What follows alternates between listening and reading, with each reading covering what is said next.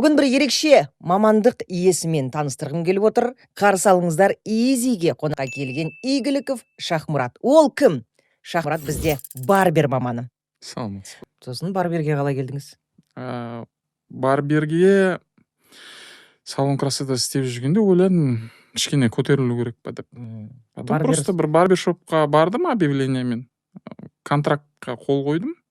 То есть контракт былай жұмыс істейді, сен қол қоясың на то, что сені олар оқытады тегін.